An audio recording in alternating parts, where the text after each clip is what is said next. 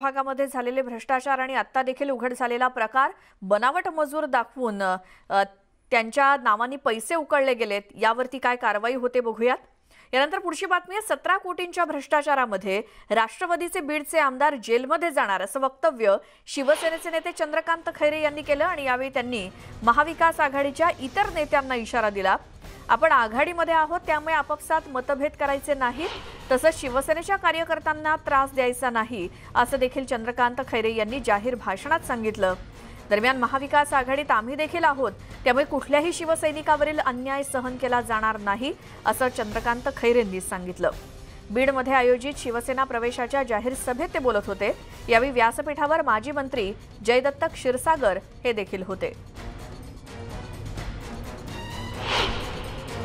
आता आघाडी सरकारमध्ये आम्ही पण आहोत ना। 1000 बदल्या तुम्ही त्या ठिकाणी करतात कसे लोक माझ्याकडे पण येतात समाजाकडे 1000 आमची बदली केली साहेब काय करणार म्हणायचं। हा अन्याय आपल्या आघाडी सरकारमध्ये होऊ नये आणि करू नये कोणी पण।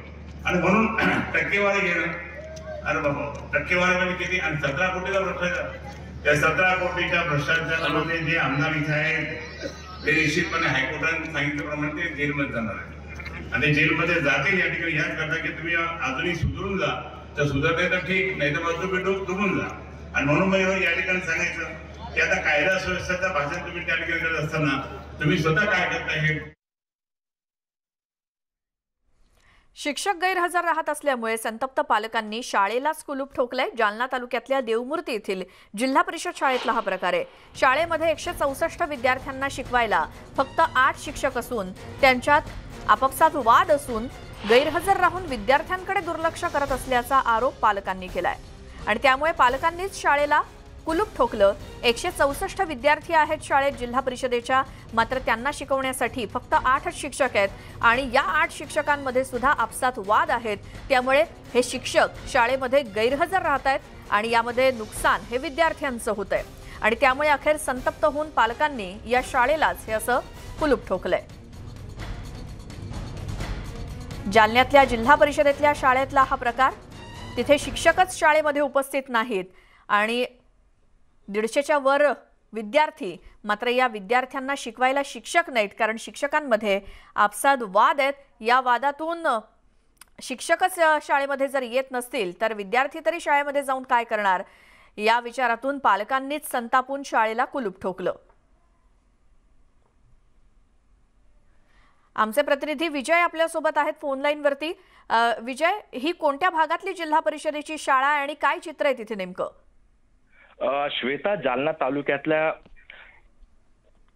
देवमूर्ती येथील ही जिल्हा परिषदेची शाळा आहे। या शाळेमध्ये 164 विद्यार्थी शिक्षण घेत असून त्यांना शिकवण्यासाठी फक्त 8 शिक्षक या ठिकाणी आहेत। दरम्यान या 8 शिक्षकांमध्ये देखील आपसी बेबनाव या ठिकाणी आहेत, त्यामुळे विद्यार्थ्यांसमोरच या शिक्षकांमध्ये भांडणं होत असतात।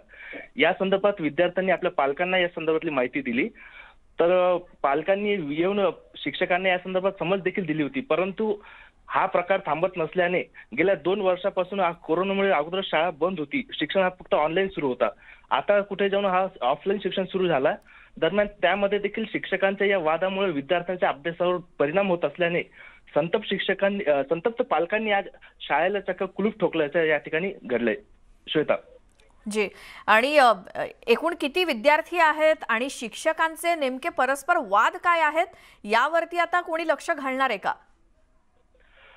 श्वेता, या संदर्भात संतप्त पालकांनी आता जिल्हा परिषदेचे मुख्य कार्यकारी अधिकारी यांच्याकडे तक्रार देण्यासाठी ते जात आहेत। दरम्यान मुख्य कार्यकारी अधिकारी आता या संदर्भात प्रशासकीय कारवाई काय करतील याकडे आता सर्वांचं लक्ष लागून आहे। श्वेता, विजय, धन्यवाद या सगळ्या माहितीसाठी।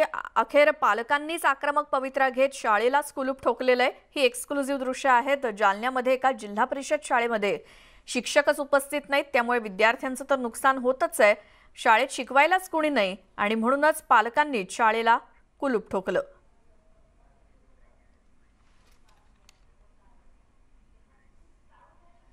एक छोटासा ब्रेक घेऊन आपण लगेच परत येतोय। तुम्ही पाहत राहा मुद्दा महाराष्ट्राचा।